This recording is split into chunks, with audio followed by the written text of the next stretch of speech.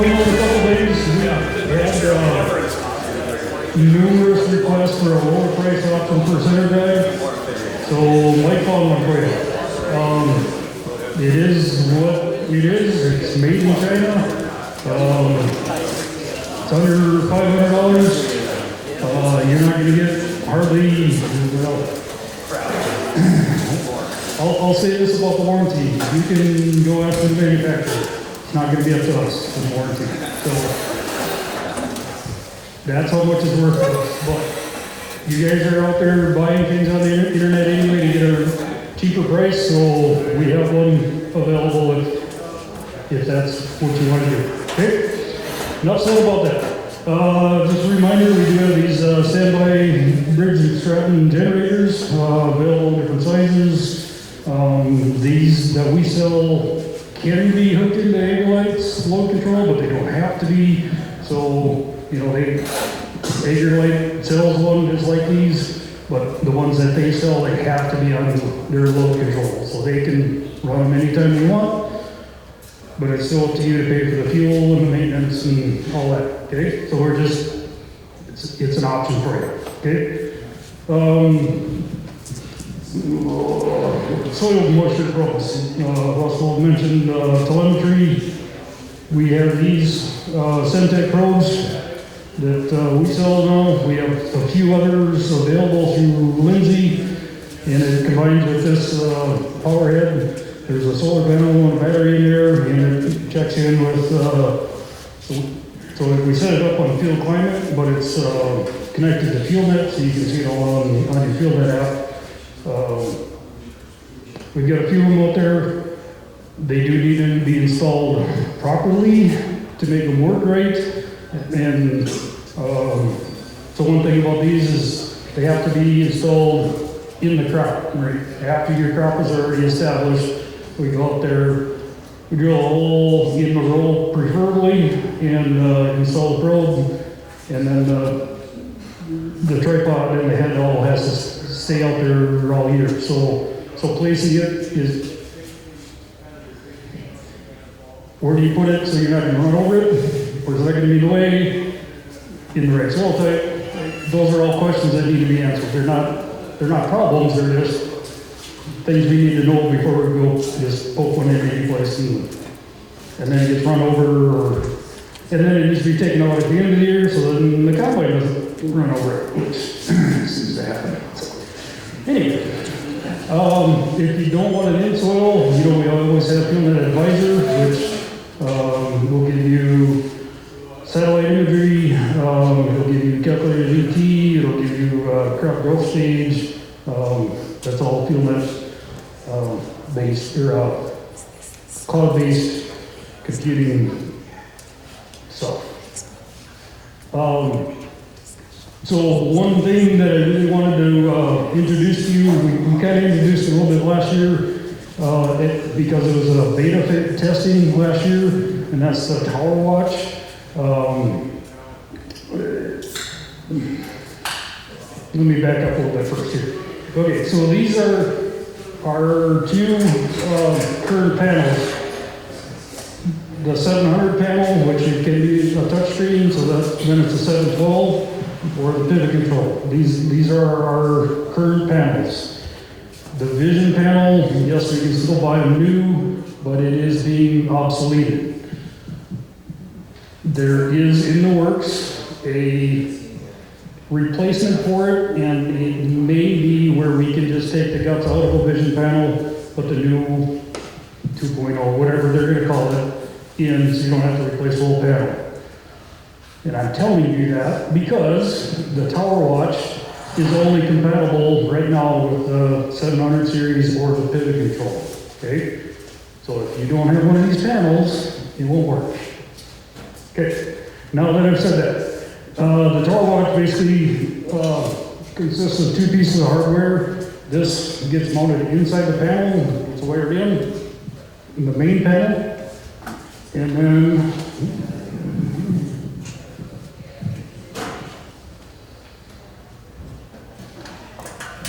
this power sensor just goes in the Tower Watch. And these are set for which tower it goes in. So this one's set for tower 2, this one here is set for tower 1, just for our display here. And then if you have, the tower box has a salt hammer in it, we can set it for that. Or if the machine has a corner arm on it, we'll set one, or put one on the last tower of the main machine and set that as a corner. Okay? So this is the first time you'd be able to definitely say the corner was at fault.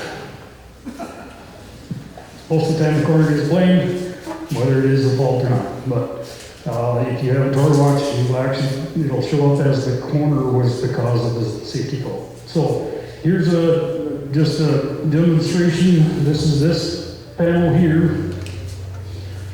And what you get with Tower Watch is we set up your tower spans. So this is just showing as a 3 tower. And right now it's showing that all the towers are, the alignment's good in every tower. So if we start it up,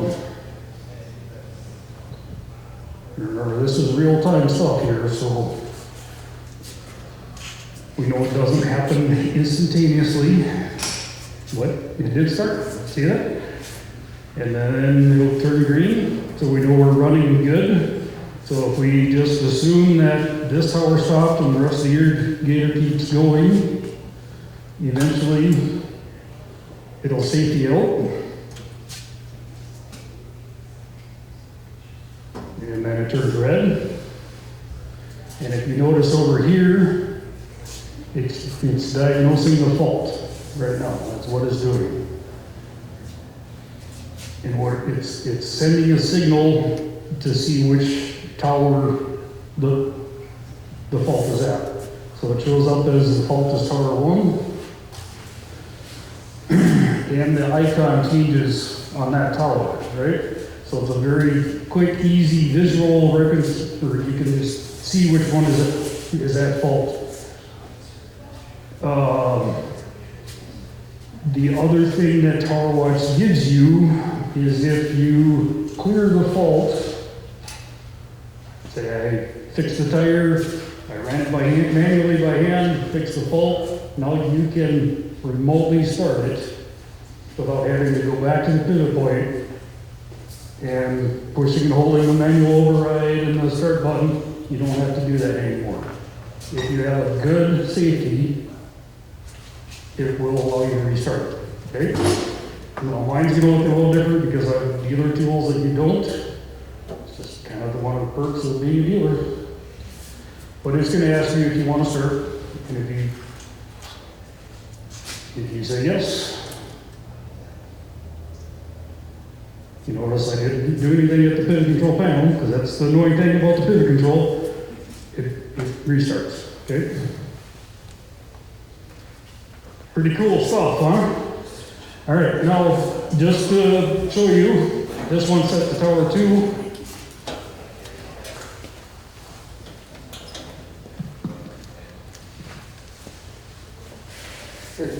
And this is just how it knows which tower it is, it's just how it's set, right? And now I'm going to trip the safety again. Safety out. So it's alignment fault. It's doing the diagnostics. And we can set that up to go to your cell phone, so you can go there and fix it right away. I wasn't going to mention that part of it, this whole deal here. See, that's tower 2 fault. Yes, it is. In the programming, you can send alert to the dealer if you have a fault. Now, the first thing I'm going to ask you is, did you go out and look at it? Do you know what parts I need to bring? And if you do it at like 10 o'clock at night, I'm going to ignore you just like I do now. So, okay. So as you can see now, it says tower 2.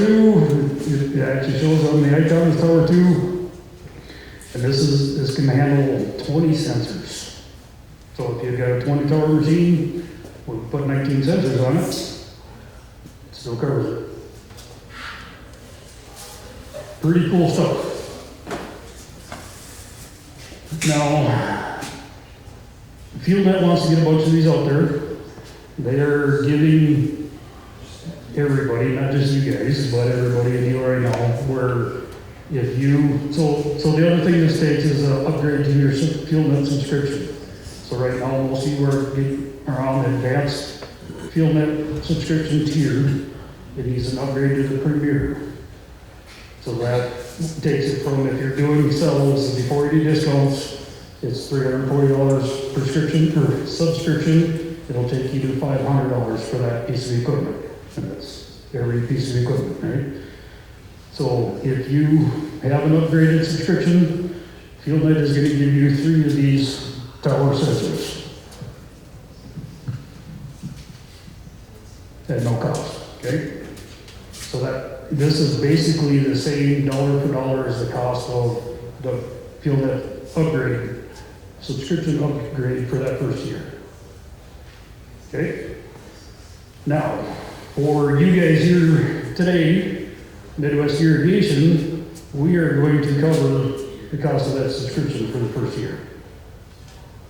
This will never cost you any less. It's the best deal you're ever going to get. Okay? Normally, what we figured on a 7-tower machine install, it's about $750. So with getting 3 of these, it's going to take it down to around $600 installed, a little less than $600 installed. And then you won't have to pay for that first year upgrade subscription. Okay? We would like to get a lot of these out there. We think it's going to be a great help for you guys that you do your own troubleshooting. We know it's going to help us a lot when we're doing the troubleshooting. Okay? Any questions on that? In the future, then you need to do that upgraded subscription then in order to run this. Yes, every year you need to be at the Premier subscription level. Yep. I mean, it would just sit out there and just be out there if you didn't want to use it, but you wouldn't be able to do the remote start or. So one other thing that comes along with this is if you go to this Tower Watch, if we had this, if I had a GPS position hooked up to this pivot control, it would record a map, a heat map of where the faults are happening. So if it kept happening in the same spot in the field, you know, right here, every time it faulted out, it would show up how many faults were there and where in the field it happened, okay? So even if you go out there and you don't see anything wrong,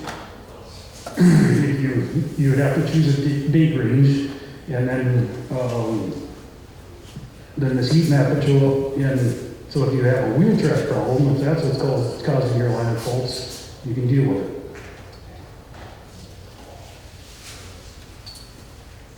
I think that's all. Probably still something I'm missing. But it does not work with the vision or box. It does not work with the Vision or Boss. And yes, you can thank me for selling you Vision panels. Well, Russ, it was interesting, we had one system that stopped like 5 times one summer within the same 2%, 2 degrees, didn't have this, but it actually was a position of tension in the pivot, which stopped the brush from making contact in up in the center pivot itself. Right. And that would really help that part of it. Exactly. So you're having a landed faults, but it wasn't actually happening out on the machine. Yeah. So it simplifies the troubleshooting there. Is it out on the machine or is it at the pivot point? Well, this is going to show you if all the sensors are good and there's a landed fault, it's going to keep the icon right at the center point.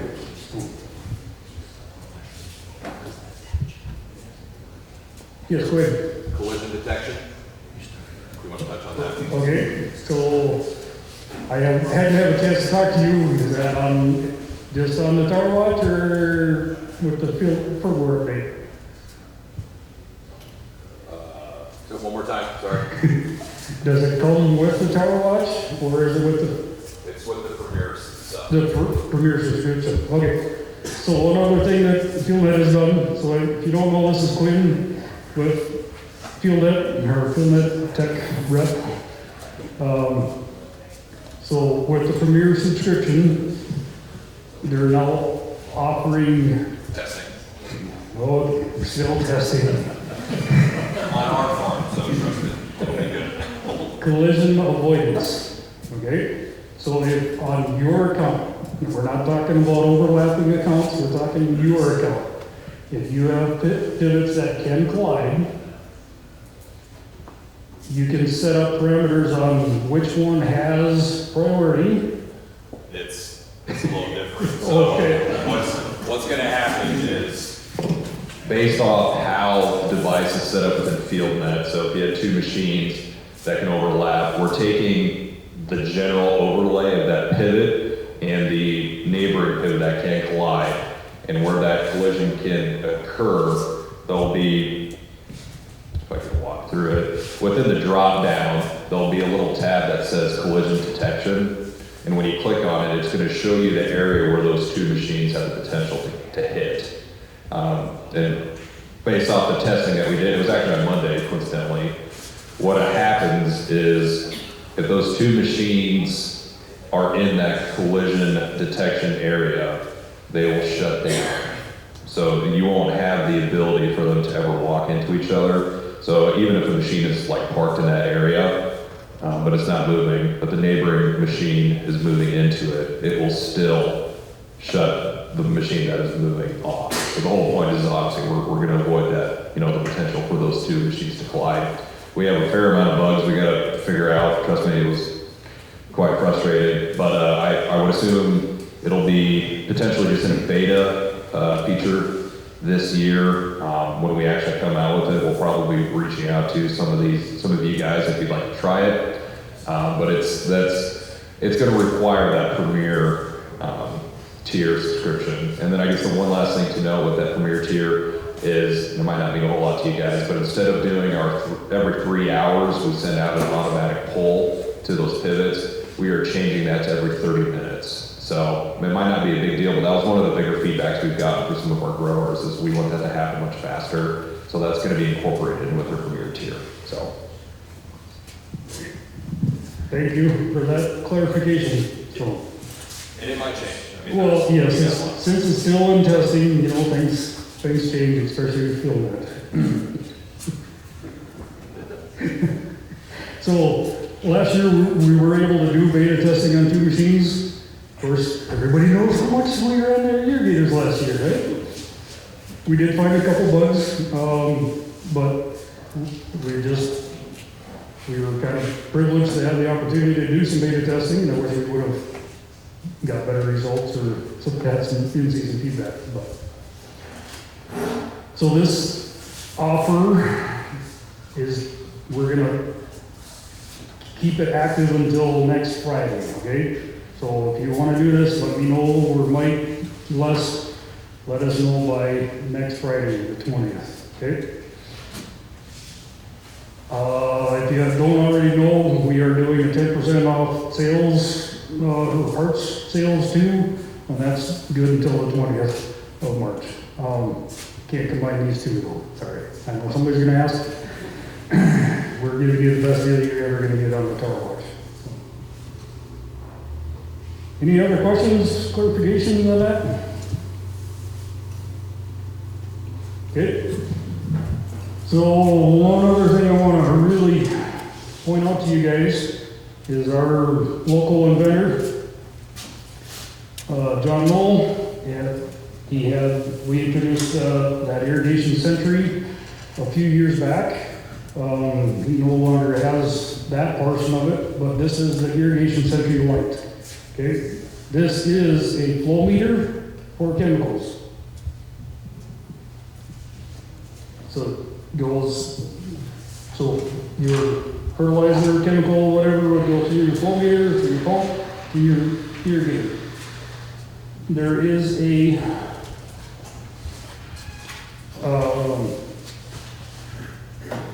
what do you call this thing? Yes, there's a power supply and relay, so this would go in the, one of your panel boxes, or whatever kind of panel you have. This would stay at your panel, this can be mobile with your pump, right? So, interface, that's what this is called. So this has a relay in it that if once this is armed and it goes outside of your high and low flows, it will open up the relay, shut off your irrigator, send you an alert, send your irrigator shut down, okay? Because, so there's two main things that happen when you're fertilizing, right? One, your filter will plug up, which means you're low flow, or you blow a hose, because it wears a hole in it, and then you're at high flow, right? Neither one of those are good when you're pumping chemicals. This thing is really easy to set up. So when this is powered up and you have fertilizer through it, it'll show the actual flow.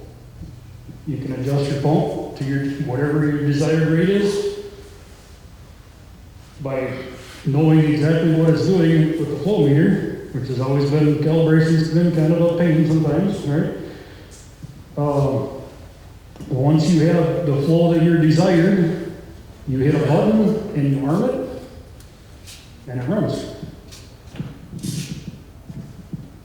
Cost, Russ. Cost. We'll call those, okay. So the deviations are, I mean, it'll arm, the set point of the flow meter then is whatever you have the pump set to.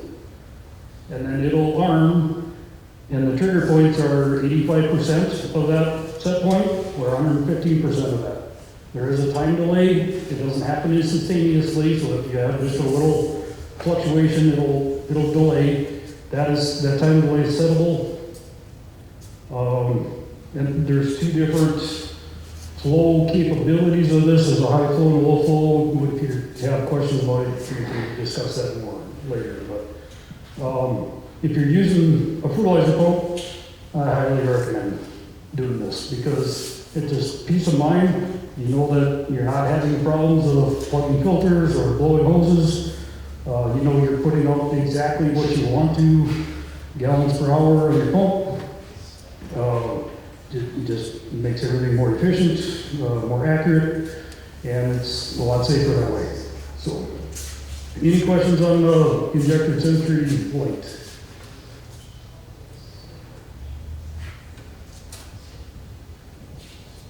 I think it's pretty cool that our local farmer is making products like this and then allowing us to sell them. So,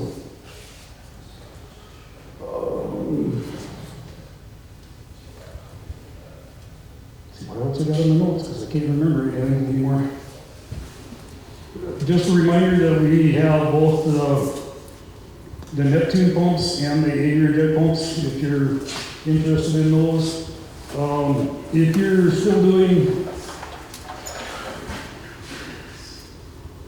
say you rent a piece of ground that has a basic panel on it and you don't want to upgrade, you don't know if it's going to be long-term rental or it's a T-mill, kind of hard to do telemetry on those. This is a mechanical pressure gauge, so this little rod, when it's pressurized, it pops up, and so you can see it from driving down the road 50 miles an hour, you can see that you've got pressure on it.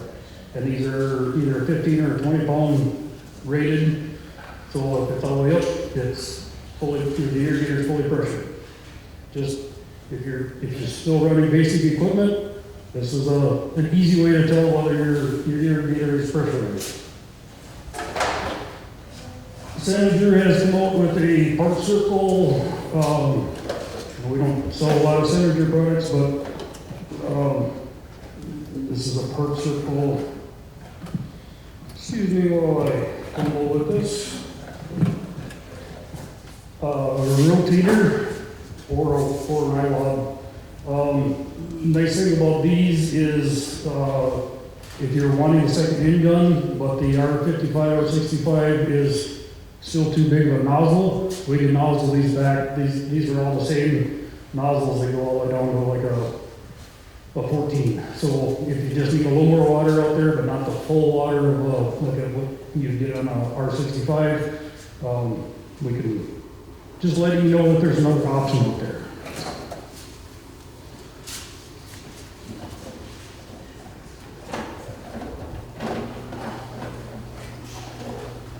That box doesn't like me. All right, so then just another reminder, these are radial, non-directional wheels. Lindsay's developed these, they've tested them, they are designed for irrigation. These are the only radials out there that are designed for irrigation. They come in 12-4-24s, 14-9-24s. These are 12-4-38, equivalent to 11-2 that you're used to. They have discontinued the no flat, the NF tracks, because not enough of you were buying them. So it was a volume thing. So that's no longer an option for us for when we're dealing with tough rutting issues or wanting no flats, right? So we've been running radials, the trail board radials on corner machines. That's about the only way I have been ordering them until now, because they work. They don't dig the deep ruts. They don't get stuck. The footprints, you know, like your tire or tractor radials, you got a bigger footprint, less compaction. It's not pushing the mud out of the sidewalls all the time like you have on a bias ply tire. You know, you've always got that, the bottom of your track is shaped like a U, so that's always pushing the mud out. These actually have a pretty flat bottom to the wheel track, so it's not pushing the mud out. Highly recommend it. Okay? I think that's about it. Do you guys have any questions for us? What kind of air pressure? These are recommended to be 18 to 22 pounds, but we have run them down at 8, and they're working wonderfully.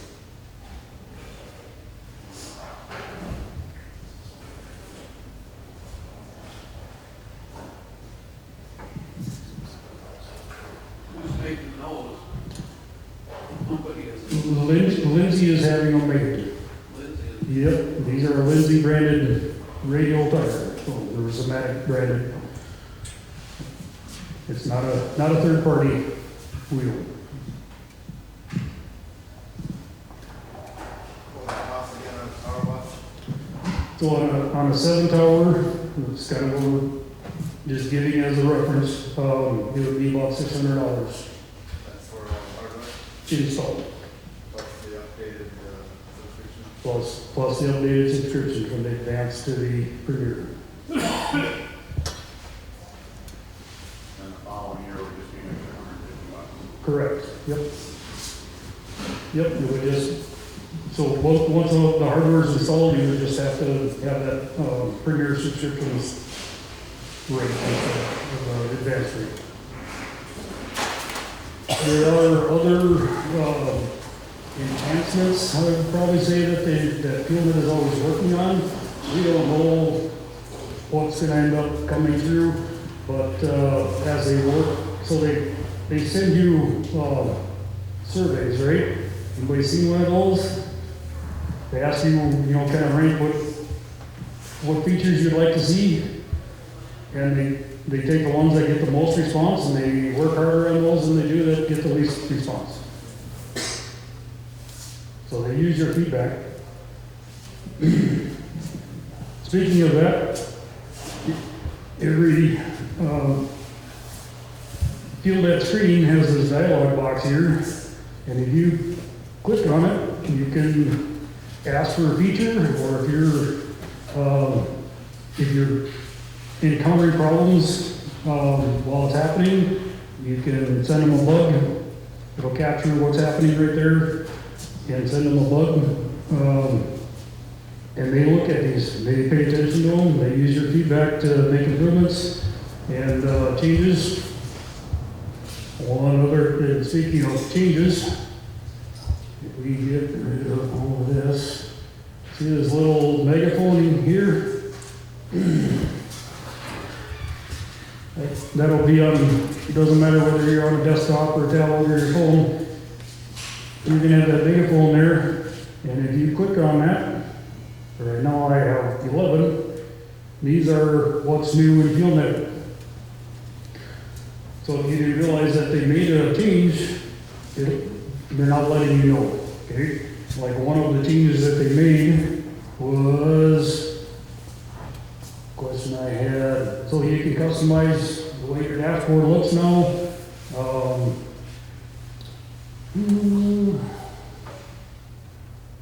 N-gun settings and smaller screens.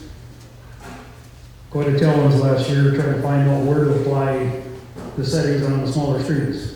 Well, now, once you make a change, the apply button is going to populate up on the top of the screen. It's going to be there for you to see it. You won't see it until you make a change, because you don't need to apply it unless you make a change. So, that was one thing that they heard from you. They made an improvement. Okay? And it'll show you all the feature changes or bug updates, or repairs, bug repairs, since the last time you logged in, or until you open it up, I guess. And they're archived in here too, so if you didn't know that something changed, you can go look in here and scroll through and see when did that change, and how do I use it now? It's here, it's part of FieldNet. We're trying to make it more user-friendly. It's already the easiest one to use, has the most features, and they keep trying to make it better.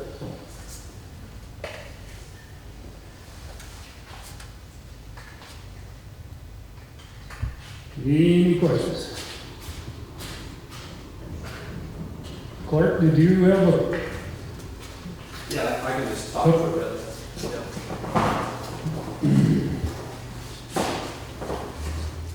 So I'm always available. I don't always answer the phone, it depends on who you are.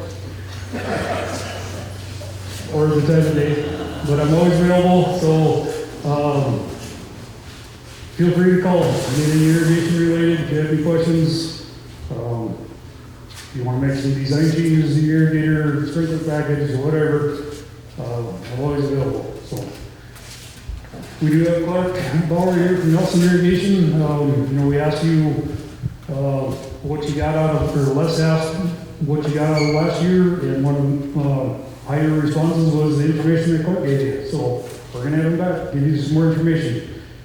If you have any suggestions on who, like Russell French, he was a suggestion from one of you guys. If you have any suggestion on topics that you like covered on these, or guest speakers to bring up, please let us know, because this is for you guys.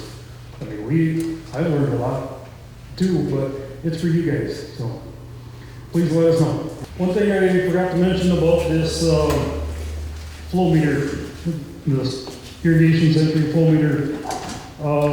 Currently, we've been working with FieldNet, and currently we are able to read this flow accurately through the advanced pump station. The advanced pump station took over the M2.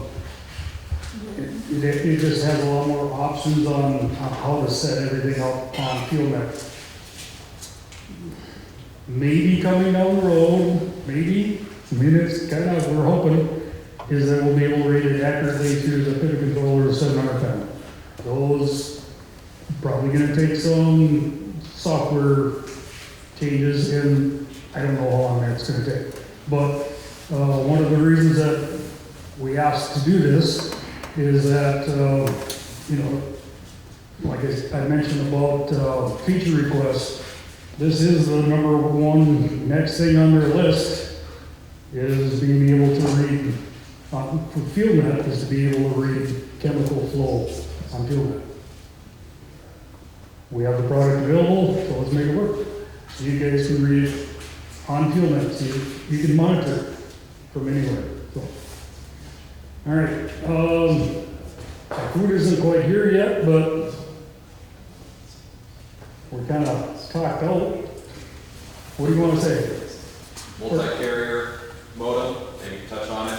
Okay, so, fuel net, normally the two ways we communicate right now we have a couple radio networks, and we have, the cell RTU.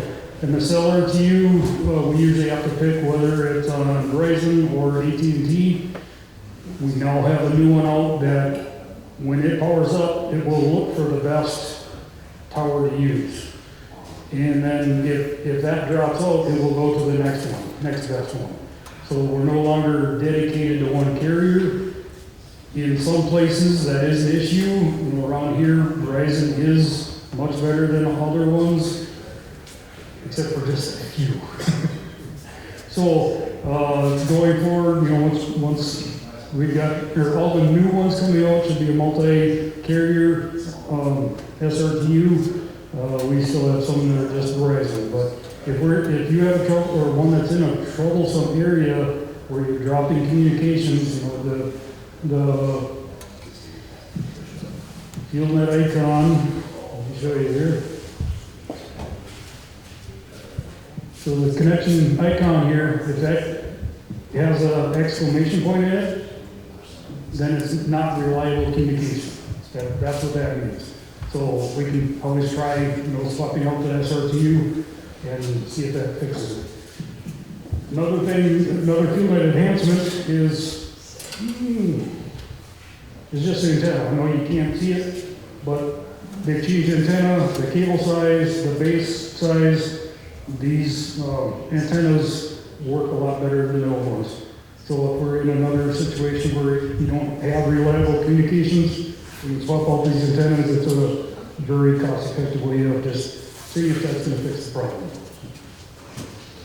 I just wanted to know when we were talking about Verizon's probably the best bet. We were doing some trials or testing on Monday as well, and we're rural northeast Nebraska, and strangely enough, when we looked it up, we were actually hooked up to T-Mobile. So, you'd probably be surprised it was the best bet. So if you are having any issues, get with these guys. We can get you, hooked up. We'll probably have some sort of discounting structure going forward if you're in a really troublesome spot. And if you have any issues with 700 panels, with connectivity issues too, this is something we can throw in there. That multi-carrier seems to help out with the connection issues with the 700 panel. Yeah, just to explain the 700 panel, most of them have an E modem in them. I don't have one to show you here, but so this is the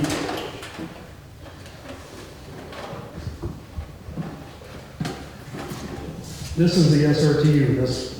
This thing right here. It comes in a couple of different forms, but the E modem would actually be plugged into the backboard. Most of the 700 panels were installed originally with the E modem. They found that there is a problem doing it that way. So if you're having problems with your 700 panel, let's switch the E modem out to a SRTU, and that hopefully with the firmware update solves our problems. We've seen a lot of enhancements in the connection logs when we switch to that black box SRTU. And I don't know what the issue is, if it's within that board when we're going from Verizon and it's actually communicating to that 600 panel. For whatever reason, that black box has fixed a lot of our issues. It's gotten to the point now where we're actually, every machine that is sold today, if it has a computer panel, it is coming with an SRTU. We're just seeing a lot better, progress with that. So, and we got some Verizon DX we can get rid of. So, Russ, on those antennas, is that the antenna we use for remote pump control too? Is that the antenna? No, that would be the pump control is just a radio. It's not cell, so that's just like a radio network antenna.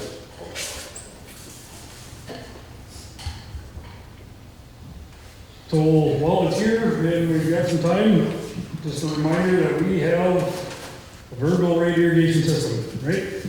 We hands down have the best one out there. This is going to be mounted on any machine. Well, it has to have electric, but you can do the full machine, you can do a fork machine, you can do just the corner. if that's what you want to do with variable rate recorder. This is equipment. This is a working display that I can power up and show you if you want to have more information. This gets mounted usually at the pivot point if you have a full VRI, and then these are nodes. Every node is connected through radio back to this main panel, and the node connector controls individually 4 valves. So each valve is controlled separately. So every nozzle is controlled separately. Very precise application, and then there's a GPS unit out at the end, so it knows exactly where that irrigator is aimed at out in the field. A couple of years ago, I was kind of scared of these things. I put enough of them on now that they're like any other piece of equipment. Yes, there is a lot more stuff, so potential for problems is there, but they work. Occasionally we'll have a valve that just won't work, but built into this whole system is some troubleshooting capabilities. It'll show you how many of these nodes are connected. It knows how many should be on the machine, and it shows it right there. It shows it on FieldNet if you have it connected to FieldNet. You can have it connected to FieldNet. You don't have to have it connected to FieldNet to run. So it'll show you how many nodes should be on the machine, how many are actually connected to it. And then you can test the valves. You can just have them so they run at a certain pulse rate. So say 20 seconds out of 60 seconds. And then you can, drive the length of the machine. You can see if each valve is turning on and off. There's a lot, they built in everything you need to make sure that it's working right. These are a DC latching valve, so they aren't powered up all the time. So the other thing that goes on here is a DC power supply. So when the valve needs to change state, it just sends a pulse and it's DC, so it just switches from positive to negative, negative to positive, and it changes the state of whether it's on or off. Pretty simple. There are other systems out there that use big air compressors to turn all these valves on and off. A lot more load, a lot more things to go wrong. If you've been around a quarter system with all the hoses on it, can you imagine having all the hoses on the whole length of the machine? All hundreds of sprinklers with all the air hoses. Lots of potential problems with hail, rodents, birds, and I don't need to point out all the downfalls of everybody else, right? On FieldNet is where we set up our maps and our zones and we can do polygons. So we don't just set up pie-shaped pieces. We don't set up the length of the irrigator. We shape polygons based on soil type, terrain, whether you want to water there or not. If you have an area that you need to exclude, so you have no water there, like a slough. If you're pumping fertilizer, chemical through your irrigator, and your irrigator crosses a stream or a slough, state law says you can't. With the VRI, you can, because we'll make sure that no water goes in that exclusion zone. Okay? Or if you have an area that, say you have a pivot road and there's no reason to water that pivot road all the way, we can have it as an ignore area. So it'll water up all the way to the edge of the road, and then it'll start to make sure it's watered on the other side of the road. But you're not watering the full amount in the middle of the road. Save some water, keeps it a little drier, it's a little easier to get in and out of your pits. When we combine these with a VFD on the well motor, we're seeing 15 to 20% on energy savings, the pumping cost. We're seeing 10 to 15% reduction on total water usage. Some places it's more, but so to maximize the whole energy efficiency, that's what we do recommend, is putting a VFD on your well, so the VFD can slow down your pump, so if you don't need to use all the water that your well is capable of producing, you don't need to, or won't do that. The other thing that this can do is if we have created a VRI plan, and we have this toggle switch on full VRI, it will take over the speed of the irrigator. So, say you're in an area where, say, your highest application rate in your field is at 3/4 inch. If you are in an area where you only need to apply 1/2 inch for this, because you have the heavier soil types, it'll speed your irrigator up and maximize whatever your well can put out. So your circle times get less, right? If you have a corner machine, we can set up what's called a hybrid sprinkler package, so that when the corner's sucked all the way in, we can use 100% of your water. When the corner's extended all the way out, we can use 100% of your water. Not able to do that on any other setup. So, and then with it running and taking over your speed, you can drastically reduce your circle times, because you can run faster when the irrigator is pulled up. Because the information we give this is what the distance is from the pivot point to this sprinkler, but how many gallons per minute the nozzle is supposed to be putting out, and the diameter of the spray pattern. It knows all that. It can maximize your water use and put it where you want it. Any questions on VRI? So I threw that out there. Rough estimate on price for a complete system. A lot. So it's based on how many sprinklers. I mean, there's the base cost of the panel and the power supply, but then it's based on how many nodes, how many sprinklers. So a 7-tower, I'm just gonna throw this up there, a 7-tower with 110 sprinklers, you're looking at about 48,000 for the VRI installed, and then the VFD depends on horsepower size and depth of the well and those other variables. So anywhere 6 to 20,000 on the VFD. So it does take quite a bit of variability in your soils for the payback. But if you do have very variable soils, or say you have high groundwater in one area and don't in another area, it's very easy to change between plans.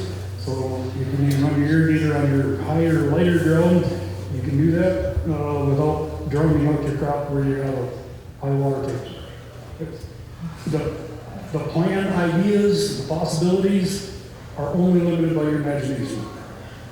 However many you want to have, however many polygons you want, it's like I said, it's only, most people, most of our customers who are put it on, they try to combine areas, so we're only dealing with 4 or 5 different zones, different rates that we're applying, because otherwise it gets to be too many. But it can be, every polygon can be any size, any shape, any cover, any amount of acres. So. Can I make a comment? Yes. My name is Judy Barca. I work for Ag-Centric, the Northern Center of Agricultural Excellence.